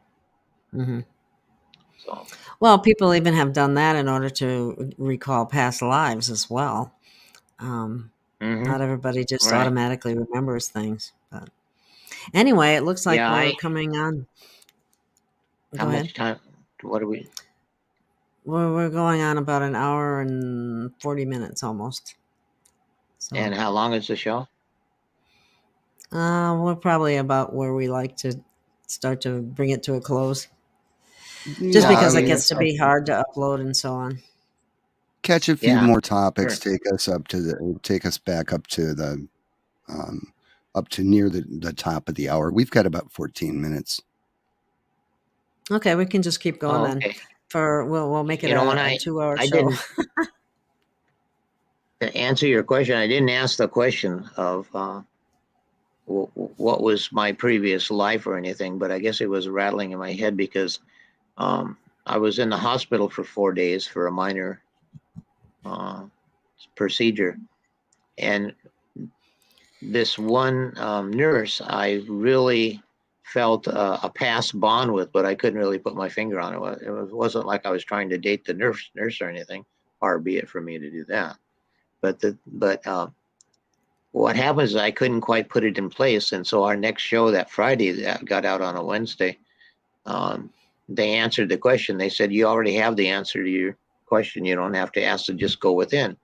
And so when I took a few minutes and went within, we both left at the same time. We're twin souls, which is very interesting. And she picked a time to come in where she would be in the height this December of her career in nursing, helping people. She answered the call that went out in 2020. No, I mean, to the year 2000, the call went out to the entire galaxy for people to come to help Earth. And we both answered the call to come here, and she picked a date so she would be at the height of her career, but we left at the same time. Time is different on the other side. So I picked a date in 1945 because I wanted to be able, when this transaction happened, to have a little wisdom and be able to help people that didn't have a clue when the third What dimensional was going on? ground got yanked out from under their feet. So you can imagine how many people are saying they want to get back to the old normal. They don't want the new normal, and that 3D is being yanked out from under us. And a matter of fact, if you don't transition, it's going to be harder and more difficult to be a third dimensional person when this electronic mantle is put back up over the earth so that people can't come and visit the earth if they're in the third dimension. But also people that are here already and still in the third dimension are going to need to leave and go to another planet, or they're going to be not with us very long because the energy is going to be very anti third dimensional once we go into the fifth dimensional. Will they So be able that's to a big. transition, even though it might be difficult, while they're still here, or they will absolutely have to go elsewhere? Is there any talk of that? Well, all the help is here for people. That's why so much that's happening now is really important, so that people will wake up. And a lot of the information that's coming out is channeled information about how to wake up. And there's a lot of websites. If you can go on YouTube, and there's a search bar on YouTube. If you're watching anytime you watch a video, and you can put queries in there on Well, that's transitioning why, with the earth yeah. into the fifth dimension. That's why I like to have guests like yourself and the guest I had on earlier, and many others that can bring the information forward for people to, at the very least, we can plant seeds so that people start to think about these things. And hopefully, if they're open-minded enough, they will delve into it even more. But that's basically what I'm trying to do while I'm here. Right. And yeah, and that I'm here to help people, and I do that with my program that happens on Friday afternoons and coming on shows like yours. And what I'm saying is, if you're curious about these topics, use the search engine on YouTube videos, and it will guide you to look at videos on the topic. You simply just go down, and it'll give you like 40 to choose from. And then there are That's other basically research. and there are other channels as well that aren't as censored as YouTube, like Rumble or Odyssey or BitChute. Right. You don't have to worry about, you'll get information that's not censored. And some people need to know about that, especially when it comes to certain topics that we have chosen not to talk about on this particular show, because we wanted to leave it open to the people on YouTube and Facebook and so on.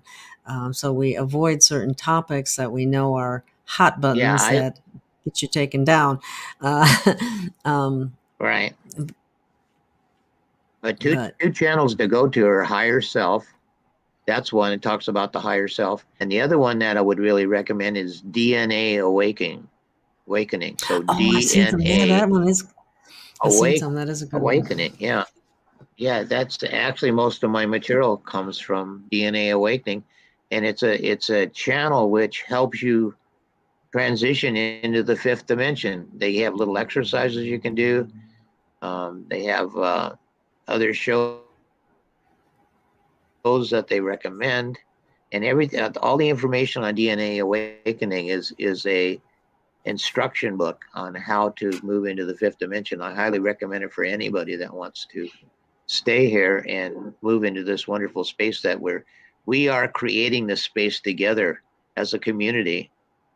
In spite of all the stuff that's happening in the news, the end result of where we're heading is all of this planet, all the countries working together and actually having world peace. I always hear about world peace. I've always heard about it for 30 years. But when does it start? I mean, what do we hold our breath or what? And so DNA Awakening brings you through that process. I like that. I am you, you are me, we are one. How perfect. Yes. DNA Awakening, that's the site right there. Copy this down, people. If you're listening to this show, write DNA Awakening. Just look at the screen right now.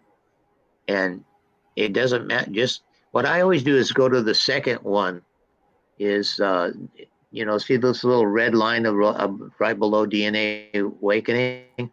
The second one over is videos. Yes, you have click to on hit that, videos. they'll be lined up by the most recent videos. And you'll see all of them. Otherwise, you only see one row On a lot of of sites, it's the same as the first one. Yeah. Yeah. That I've noticed that, and I'm glad you brought that up. See a row that goes, there you go. See, there it is. Now, the bottom left one here is the most recent video. Then you go one over. The first one will say today. The next one might say 2 days. The next one might say 4 days ago.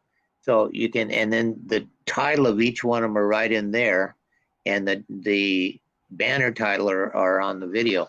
So any one of those sounds interesting, you just click on and listen to it. And of course, at the end of that video, they will post 2 more that they recommend you could listen to.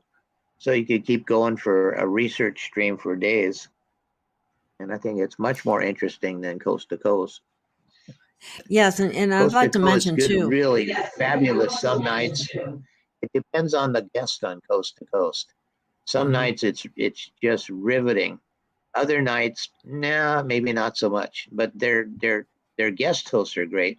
One thing about it is George Norrie always comes on holiday nights because he wants to put the personal touch. But they have about 7 different guest hosts that are just fabulous. A lot of whom have their own shows, like you do. While he had that Gail, channel up there, the Free Range Gail of Gaia, when you go to that YouTube channel, you have to hit videos. I don't think a lot of people realize that you have to hit videos in order to see all the videos that have been put up, because there's right. There's well over 300 videos. I mean, I've been doing this for at least 5 years I now. saw. I clicked on the wrong thing, and I just saw all these black videos. But Black videos. they Not were on my empty channel. when I went to your website. Well, When you went to my website, or when you went to the Oh, YouTube channel? yeah, you just have When to I- click in the black and give it a minute, and then it'll start playing the video. It'll download them because there is not an gotcha. embedded player Okay. on that site yet. So when you click on a video, your computer has to download it, then it plays it for you automatically. So That's a Gotcha. common Okay, well, complaint that's I've good had, information. Paul. Yeah, it's yes, a common and I'm complaint I've working had. on setting up an HTML5 video player. So I'm working on it. It's a widget. I'm working Is on the it? widget. Yeah, or maybe Something you that could you have just to. put a little. If you could put a sentence in there that says "click on the video" and it will download and start. Yeah, that might be a good Quick idea. way to solve it. Because I've had other complaints, and this is where I'm not very video or savvy in terms of technology that way, and I also don't have the resources to. So this puts a lot on Paul, because he knows how to do these things, but. We do the best we can without resources, and that's why we ask for listener support, because we really do need it, and we can do better when you have more resources. You can do so much more. It's just the way it is. I'm in the same spot. I bought a house for my economic plan. I bought a house with no money, and I'm fixing the house with no money.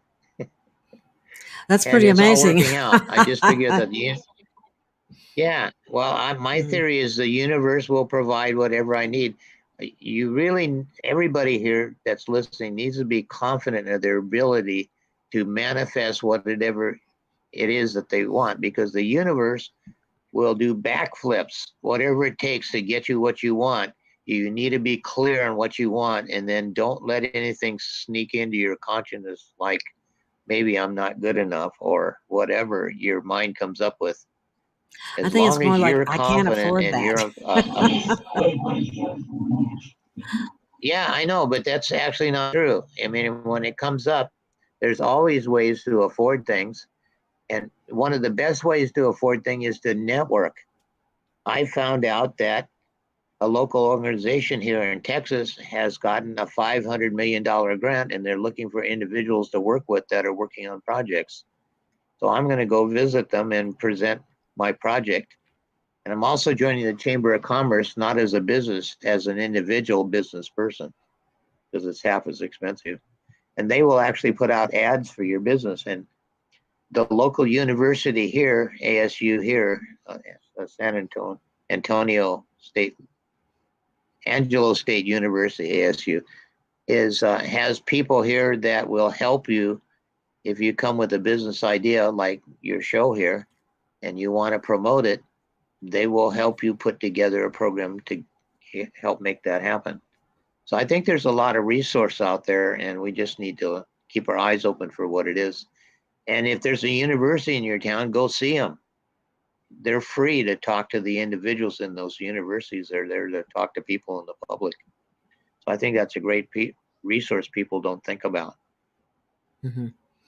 Actually, I have thought about the when I possibility of going to the media production department and finding out if there were any students that might be available to help with promotional videos or whatever, all the different things that are done. Yeah, I went to San Diego City College.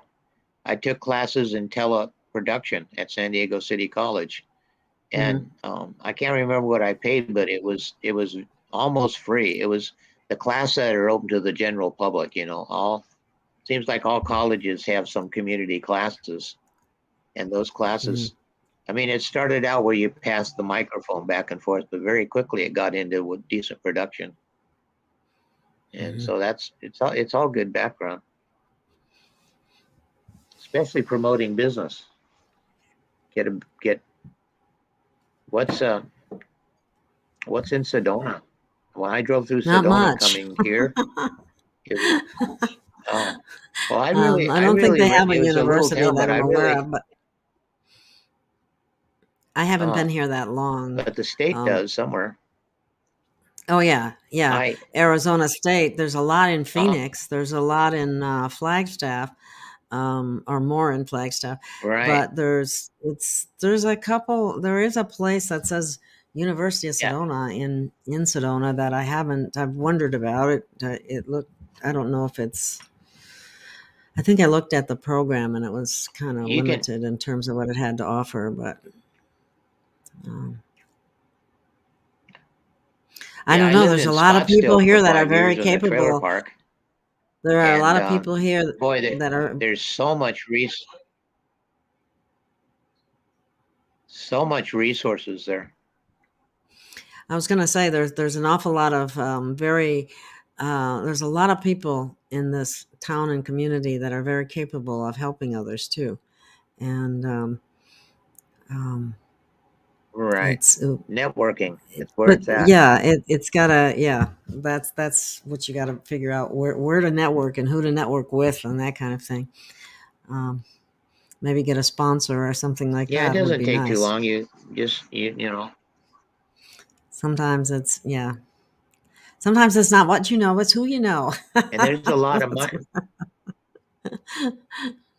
Well, also there's all these programs that went out where it's causing all this inflation because they were so hugely expensive, but there was a lot of money packed into those programs to do this exact thing, is to help give people a head start in a business.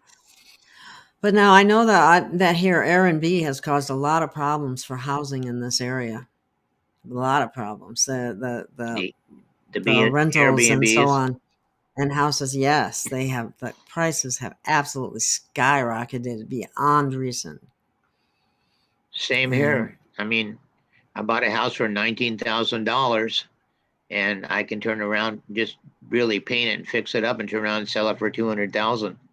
That's a pretty good markup. But I don't want to do that. I want to rent it out to 4 veterans that need a place to live, and will pay a normal rent, and that gives me the ability then to travel. Well, I can't even imagine being able to buy a house for as little as $19,000. That's amazing. It had a fire. And the family that lived in it, a week after the fire, her husband passed away from a heart attack from all the stress. And then a year to the day of the fire, her sister passed away. Her children went to live with their grandparents. And so the woman was all by herself in this house that had a fire she couldn't live in. So she moved to an apartment. And my real estate broker just bent over backwards to help her. She wanted to get net $11,000. So it turned out there were a lot of costs and back taxes that had to be paid. So he put the whole thing together for $17,000, took $2,000 for doing it. And I got the house for $19,000. And my payment on my note is $325 a month. there isn't a house on that entire street that's like 10 miles long that you can rent for $325 a No, month. there's no Rents are such more thing like as it. $1,200. But because he put the Exactly. deal together and it's just a note of 19,000, the owner Rachel Gonzalez got the money that she needed out of it, and now I'm spending my time. The whole place is filled up with child's toys, all these little tiny toys that kids have, they're all Mhm. over the place. So, and they're kind of been laying around in the yard. So I found out that if you do your laundry at home or at the laundromat, you put your laundry in and you take a bucket of these little plastic toys and you put them in there with a few other things you can pick up at the dollar store, and voila, all those little toys come out looking brand new. You just throw them with your laundry in the water. It's crazy, but you learn things. Then you can give toys away for Christmas. Well, I'm going to use them in the rooms because I'm going to rent the rooms to women that have a child, right, that are veterans. Oh, that's right. So Okay. it's That's in a another very same difference. it's very appropriate decoration. I'll put shelves up in the rooms, and I just evenly distribute these little toys around. And when the kids move in, they're going to love the spot because everywhere they look, there's little toys to play with. I mean, what could be cooler? And Well, the yeah, women kids veteran will will be love off the that. Yeah. street, which is great. Mhm. Yeah, and there's funding for veterans, or actually, you don't even have to be a veteran. If you're a single mom or a single dad and you got a kid you're taking care of, there is money which will help you pay your rent. It's called Section 8. Mhm. I used to own some apartments in Oakland, and most of my tenants were on Section 8 for some reason. Well, there are a lot of places. I doubt Now, that here in this part of in Sedona, I'm sure they wouldn't even allow that. Um, well, a lot of they landlords for some fund you reason that don't way. want to deal with Section 8. It's a little bit more of a bother. But, the rent money that the person is paying you through Section 8 goes into your account now. When I had it, they didn't. You had to be there on the day that they cash your check or you wouldn't get any money that month. Mhm. So that was a bother. But Hmm. now the Section 8 money goes into whatever checking account you want to pay your mortgage with. That money will go in there. So if you have 4 bedrooms and 4 separate rentals, that's called passive income. It's a different Yeah, show well, than this, but yeah, passive income is the way to definitely. go. Yeah. Well, it's yeah. And I Those love to programs network with have people too. So those programs have deteriorated substantially over the years from what they but originally there's brand new intended. programs now that just came out. I mean, we're spending crazy amounts, huge amounts, trillions of dollars in these programs. But hidden in all those programs are all of these things to help people do things like fix up property so they can rent them out to people. Hmm. And so I'm going to be doing this project, and I now have new customers, which are very exciting, and money coming in. But I'm going to be starting to travel and consult with people at no charge that want to do the same thing in their local area. So keep me in mind because it's it's really a short drive from here to most of the Midwest. I can I even have a little tiny car. It's called a Scion, made by Toyota. The thing gets 40 miles per gallon. When I Wow. my truck only gets 14. So when I went on a trip back up to North Dakota, I kept thinking that the gauge was broken because I'd stop at the gas station when it said half, and I could only put in like 6 gallons of gas. Right, the tank's only 11 gallons, and so Wow. well, now 11 gallons would get you 440 miles at 40 miles a gallon. So anyway, Good. that was kind of a refreshing thing. So what I Well, found is when I got up to my house in North Dakota, I couldn't find the pickup truck bed to put stuff in. The car was so tiny. When I went to the lumber yard, I had to tie everything on the roof. Well, that's fascinating. And I think we're at the top of the hour now. And we've talked about Good. a lot of different things, and including housing situations. So um, I want to thank you very much for coming on the show and sharing your information and knowledge. And I'd like to thank the listeners also for listening. And I hope to see you again soon. And what's your radio? Check out. Why don't you mention your radio show again? Revolution Radio on Fridays at Yeah, you get 11, you 12, find or it. You 1. go. You, yeah, and basically you can just put freedomslips.com or freedomslips.com, and it will come up. I'm on channel A, and it starts in the afternoon on Fridays. So it's real easy to find, and it's a free show. You don't have to pay. And what's the title of it? It's So called thank Down you, the Rabbit. everybody. It's called the Council of Nine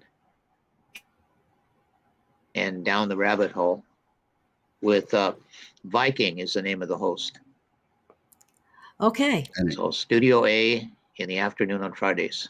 And an easy All way right. to remember the website is Freedom Slips. If you don't hang on to it, it'll slip away. There you go. Alrighty then. Thank you so much. And thank you, Conrad. And thank you, Paul. And thank you, listeners. And we'll see you again soon. It's been a Good night, hoot. everyone. Don't forget about Higher Self, the Higher Self channel on YouTube, and the DNA activation channel Awakening. on YouTube. Awakening. DNA Awakening. DNA Awakening. Yeah, Awakening. Yeah. Yeah. DNA Awakening and Yes. Higher Self. Thank you so much for listening. We'll catch you next time. Yes. Thank you. Everybody Bye, wave. Bye-bye. Good night.